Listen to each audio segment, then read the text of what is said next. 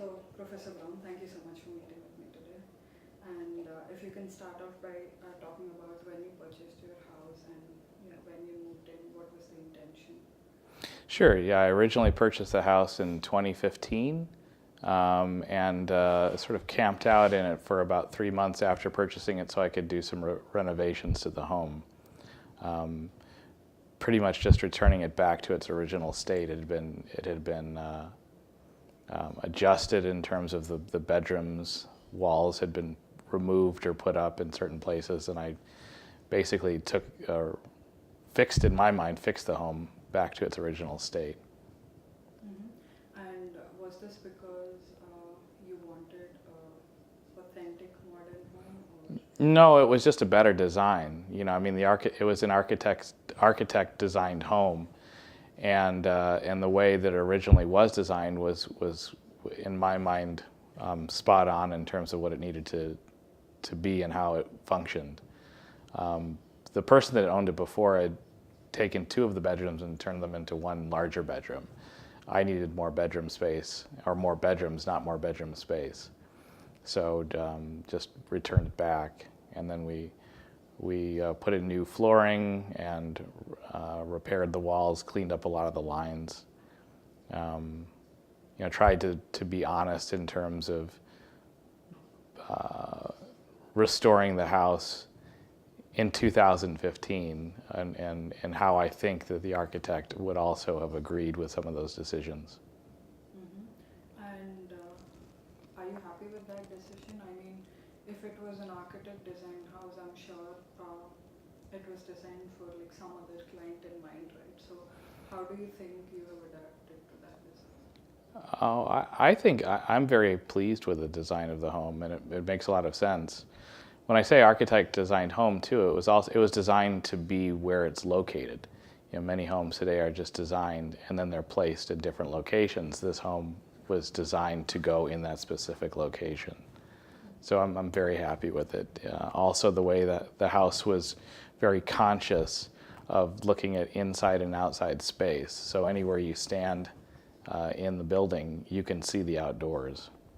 Can you talk about that a bit, the location? Well, it's on a river. The home is located on a river, and it is also in a floodplain. So the house is designed to be flood resistant. Basically, the living quarters is raised up about 12 feet off of the surface. So it's a ranch style with 1 floor, but it's raised up. You have to walk up some stairs to get to the main floor. So even if you do get water overspilling the edges of the river, it still will be fine and it'll be okay. So have you ever experienced anything like that? Yeah, this year. It wasn't terrible, but the water did make its way up to about almost the doorstep of the home. But it was fine, no issues. Right. Yeah, some of our neighbors weren't as lucky, but for us it didn't make any difference. We just had to use boats. Right. Yeah. That would have been fun. Well, it was necessary. Right. And talking about the design features, how you told me at any point in the house you could see the outdoors. How was that made possible in your house? A lot of windows. I mean, if you look at the home, the whole front of the house is windows.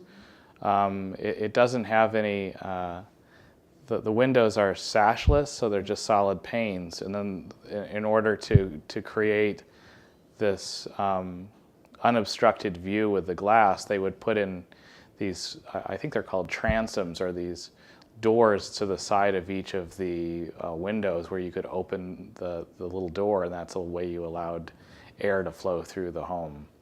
So, and the reason for that, this invention, was so you would have unobstructed views of the outdoors. And then also, just because there are so many windows, they're placed in such a way that really anywhere you stand, I can't find a location, unless you're in a closet, where you can stand and not see the outdoors. So it was obviously very important to the architect to have a relationship between the outdoor space and the inside space. So these windows, are they like glazed windows from like ceiling to the floor? None of them are quite that big, but they're thermopane glazed windows that are just fairly large. You know, most of them are on the minimum a meter by a meter square. That's the smallest window that's in the home, and many of them are much larger than that too. And even when the house was built, you know, you could tell that it was using sort of the pinnacle of 1950s technology. Thermopane windows were just introduced.